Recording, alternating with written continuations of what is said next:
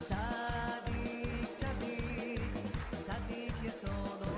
בקיא בכל התורות שלנו.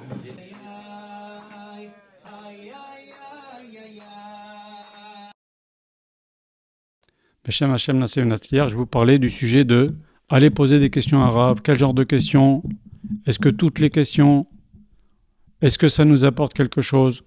Est-ce qu'un Rav c'est seulement fait pour étudier avec lui? Alors, dans les cours que j'ai donnés ici sur ce que nous apporte la relation avec les Talmidei Chachamim, je parle beaucoup, il y a 2 cours là-bas, ici il y a le 2e cours, je parle beaucoup de ce que nous apporte la relation avec le Talmid Chachamim. Maintenant, la question dont je voudrais parler maintenant, c'est est-ce qu'il faut parler de tout avec un Rav? Est-ce qu'il faut poser toutes les questions à son Rav? Qu'est-ce que ça va nous apporter? Est-ce qu'un Rav c'est fait seulement pour étudier? D'abord, je vais vous raconter une histoire. Un jour, Rabbi Chaim Ozer Grozinski était en cure. C'était un grand gadol ador avant-guerre. Et même pendant la guerre, il était en cure. Et il devait rentrer chez lui avant Rosh Hashanah. Et voilà qu'il y a un cas de force majeure. Il se retrouve coincé à passer Rosh Hashanah dans cet endroit qui n'était pas sa communauté. Il était le Rav de Vilna.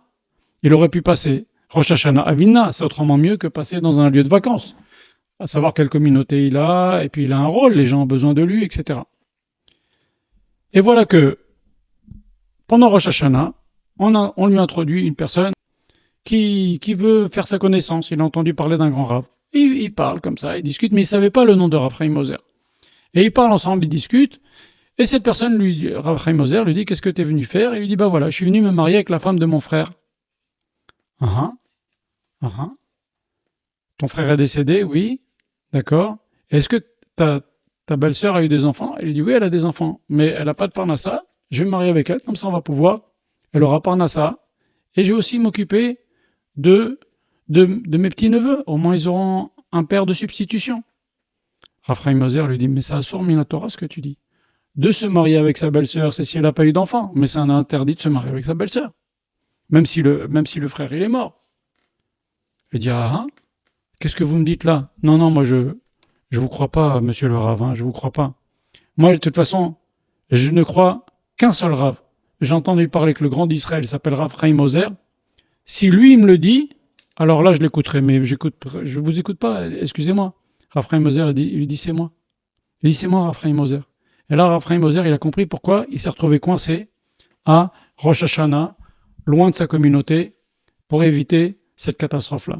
Et donc, on voit que, même pour des choses un peu simples, qui sont marquées dans la Torah, il faut questionner son Rav. Même pour des choses, des petits détails. Et alors, il vaut mieux questionner trop que pas assez. D'abord, on apprend toujours quelque chose. C'est comme quelqu'un qui va étudier. Ça n'existe pas quelqu'un qui étudie qui n'apprend pas quelque chose. Il y a des gens qui croient que fréquenter un Rav, c'est seulement pour lui poser des questions de halacha ou étudier avec lui. Mais pas du tout.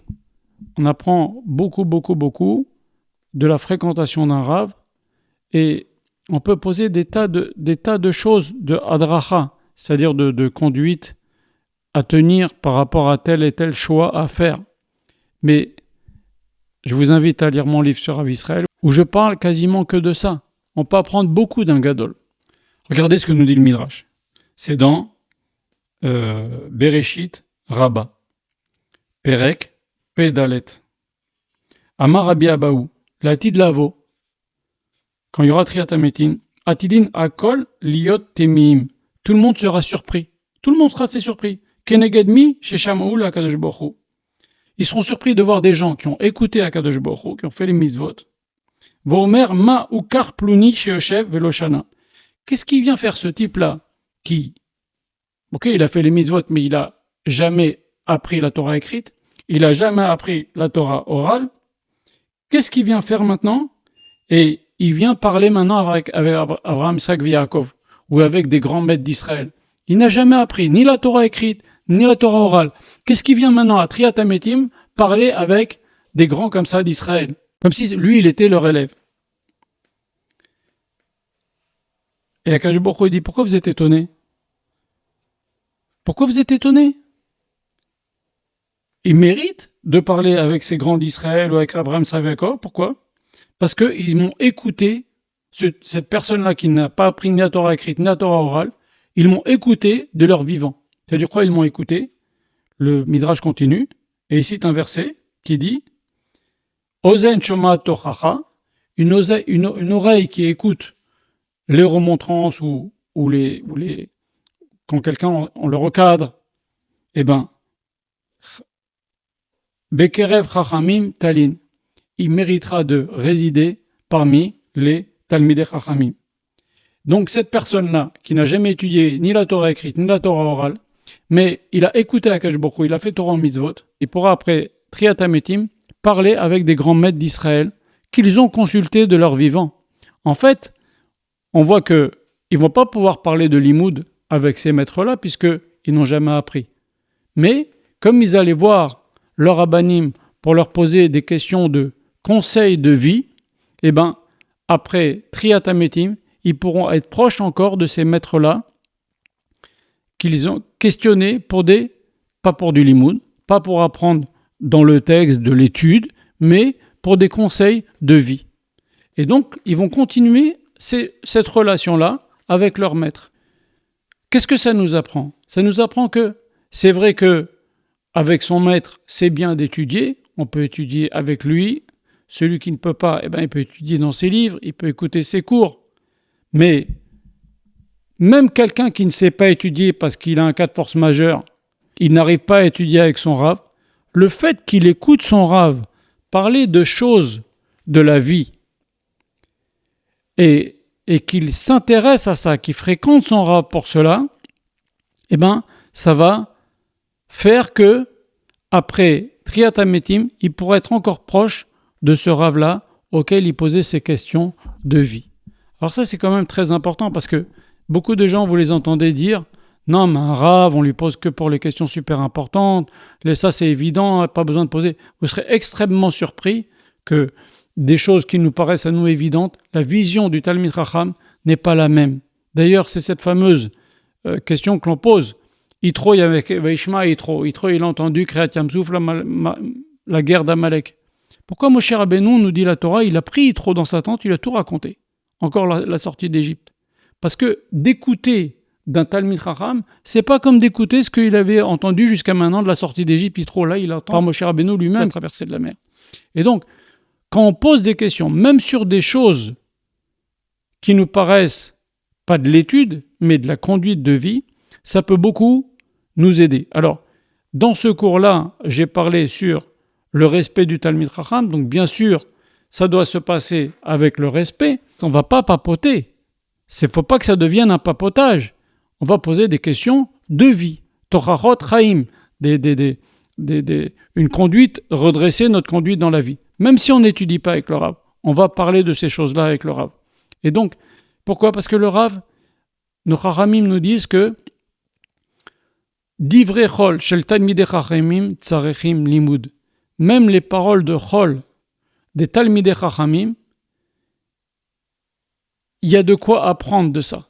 Maintenant, ce n'est même pas des paroles de Chol, c'est des paroles de conduite de la vie. Mais il y a toujours à apprendre d'aller poser des questions qui nous paraissent même simples, qui nous paraissent même évidentes à un Talmid Chacham. Parce que dans sa réponse, il y a toujours de la profondeur, il y a toujours un aspect de la chose qui nous paraît à nous évidente, même s'il nous dit oui, effectivement, c'est ça, mais il va rajouter un petit quelque chose au Talmid Chacham qui va t'éclairer, qui va voir les choses un petit peu plus en profondeur que toi-même tu n'as pas vu, tu n'as pas fait attention sur cette chose-là qui est évidente. Voilà. Et regardez ce que nous raconte la Gemara. La Gemara nous raconte quelque chose d'extraordinaire. Dans Masechet Ta'anit, en page 25, il y a une femme qui est venue voir Rabbi Hanina ben Dosa, le fameux Rav dans lequel il y a beaucoup de miracles qui sont passés avec lui. Et elle vint le voir, elle lui dit « J'ai un problème, Rav, je suis triste. » Il lui dit « Pourquoi ?» « Eh bien, j'ai fait construire ma maison et les ouvriers, ils n'ont pas mis les poutres bien droits. Donc, c'est pas régulier entre chaque poutre. L'espace entre chaque poutre, il n'est pas régulier, c'est pas joli. » C'est nul quand même d'aller demander ça à Rabbi Hanina ben Dosa. Rabbi Hanina ben Dosa, c'est combien de miracles. Même Rabbi Yochanan ben Zakkai demandait à Rabbi Hanina ben Dosa de prier pour son fils, etc. Donc, c'est un grand, c'est un géant. C'est un géant. Tu vas lui raconter parce que les poutres, une femme, elle vient lui raconter parce que deux poutres, elles ne sont pas à droite comme ça. Pourquoi la Gemara nous raconte ça? Et regardez la suite. Rabbi Hanina ben Dossa lui dit, comment tu t'appelles? C'est étrange. Normalement, on dit que quand la personne est en face, on lui fait une bracha, on n'a même pas besoin de connaître son nom. Attention, ça c'est quand la personne, on est devant le malade. Quand on prie devant le malade, on n'a pas besoin, quand on prie pour lui, de dire son nom. Mais quand on est loin, on doit dire son nom. Maintenant, la personne, elle est devant Rabbi Hanina ben Dossa. Rabbi Hanina ben Dossa lui dit, quel est ton nom? Parce que là, c'est pas pour un malade. Et même s'il est devant nous, c'est bien de connaître son nom, de citer son nom quand on le bénit. Et Rabbi Hanina ben Dossa, il a béni cette femme. Et il y a eu un miracle, les poutres se sont remis à une bonne distance. La Gemara nous raconte ça. La Gemara, c'est pour nous apprendre quelque chose. La Gemara vient nous apprendre que même un truc qui te paraît d'abord inespéré, il n'y a rien d'inespéré. Tu peux espérer que des poutres se remettent bien. Il n'y a rien d'inespéré. Et ça nous apprend aussi que elle a bien fait, cette femme, d'aller voir un grand d'Israël, un des Gdoléador, pour lui parler d'une bêtise comme les poutres. Mais pour elle, c'est important. Mais tu aurais pu lui dire, qu'est-ce que tu vas déranger Rabbi Hanina ben Dossa pour un truc pareil? C'est pas un truc de Torah. C'est pas un truc de Torah, tes poutres, c'est pas un truc de Torah. Elle a été voir son Rav. Combien d'histoires dans la Gemara, même dans les Rabbanim, après, dans toutes les générations, d'aller leur poser des questions, même sur des petites choses de la vie. Alors bien entendu, c'est sûr que dans l'éducation des enfants, dans le Shalom Bayit, un couple, s'il n'a pas un Rav qui est le même pour le père, pour le mari et la femme, ça va être compliqué. Un Rav, c'est bien, il départage. Un jour, il donne raison à l'un, un jour, il donne raison à l'autre, en fonction de ce que le Rav voit, et au moins, on ne laisse pas les conflits se gonfler, s'étendre dans le temps, ou s'aggraver. On va voir le Rav avait dit oui, le Rav avait dit non, mais moi je connais des tas de personnes qui venaient chez Rav Israël, et qui posaient des questions, mais vraiment, qui n'ont rien à voir avec la Torah. Mais elle faisait bien parce que de la réponse de Rav Israël, des fois il dédramatisait une situation, des fois il donnait quelque chose, un conseil que la personne s'était pas du tout attendu. Je raconte une histoire. Il y avait un jour, des parents, ils sont venus chez Rav Israël, ils lui ont dit, bon, on a 3 fils, ok, 2 ils sont déjà dentistes. Et lui, le dernier, il veut aller à l'Yeshiva, il veut pas faire d'études de dentaire. Il veut aller à l'Yeshiva. Et le jeune, il était comme ça, il voulait aller à l'Yeshiva, mais ses parents, ils voulaient pas. Ils voulaient un 3e dentiste. Alors Rav Israël a dédramatisé la situation. Il a dit, mais il y a 2 dentistes, il faut bien qu'ils aient un client. Vous dites, c'est rigolo, mais il a dédramatisé. Avec la rigolade, il leur a fait accepter l'idée que leur fils aille à l'Yeshiva, qu'il ne devienne pas un dentiste, qu'il devienne un kollelman. Si, il y a des gens qui ont le cœur pour être kollelman, qui ont les capacités, eh ben, pourquoi les empêcher? Maintenant, le Rav, qu'est-ce qu'il a fait? Sa force, c'était en dédramatisant, il leur a fait accepter à des parents qui ne voulaient pas. Ils tenaient, je veux un 3e fils dentiste, je veux qu'il ait une bonne parnassa, etc. Il faut aller voir un Rav, il faut questionner son Rav. On apprend toujours en allant voir son Rav et en posant des questions à son Rav. Il y a des livres entiers qui parlent que de ça, que des gens qui sont partis voir des rabbanim pour des questions qui ne sont apparemment pas de Torah. Ils ont gagné. Comme dit la Mishnah, Neheni mimenu etza vetoshia. Quand on fréquente un Rav et on parle à un Rav, on pose des questions à un Rav, même sur des choses qui n'ont pas l'air des choses de Torah, on apprend d'abord d'At Torah, ce que la Torah dit, même sur des sujets qui ne sont pas de Torah, parce que tout est relatif à la Torah et on peut tout ramener à la Torah. Et la Torah, elle parle de tout. La Gemara, elle parle de tout. Le Shulchan Aruch, il parle de tout. Donc, il y a toujours quelque chose à apprendre et quelque chose qu'on s'attend, on croit que c'est évident que c'est ça la réponse. En vérité, on a des fois beaucoup de surprises. Et donc, on a beaucoup à apprendre. Et c'est ce que nous dit ce Midrash.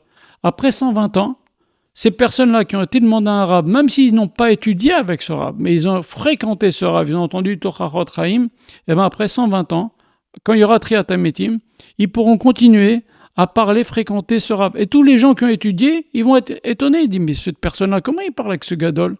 Il n'a pas étudié la Torah écrite, il n'a pas étudié la Torah orale. Hachem, il dit, pourquoi vous êtes étonnés? Il l'a fréquenté. Il lui a posé des questions de toute la vie et de tous les jours. Et donc, il n'y a pas de raison. Il peut continuer à rester. Un autre sujet. On dit que, là, ce Midrash parle après Triat HaMetim. Mais maintenant, après 120 ans, quand quelqu'un, cette fameuse question, Rabbi Nachman Breslav en parle, qui est à côté du tzaddik dans le ciel après 120 ans? Alors ça, c'est les gens qui ont voulu être très proches de lui de son vivant. Vous savez que le tzaddik, il a une mechitza. ils ont un monde à eux, une yeshiva à eux. Donc, on peut être avec eux que si on a été prêt avec eux de leur vivant. Il ne faut pas prétendre rentrer dans la yeshiva de Rabbi Shimon Bar Yochai si on n'a pas été élève de Rabbi Shimon Bar Yochai de son vivant. Vous comprenez? C'est comme ça que ça se passe. Et c'est marqué dans beaucoup de Sfarim. Voilà, qu'Hachem vous bénisse. N'hésitez pas à poser toutes sortes de questions à vos rabbanim, même des choses qui ne sont pas des choses de Torah. Ça s'appelle la hadracha et c'est extrêmement important. Ça évite de faire beaucoup d'erreurs et ça peut nous éclairer, ça peut nous instruire dans beaucoup de domaines. Voilà, qu'Hachem vous bénisse tous.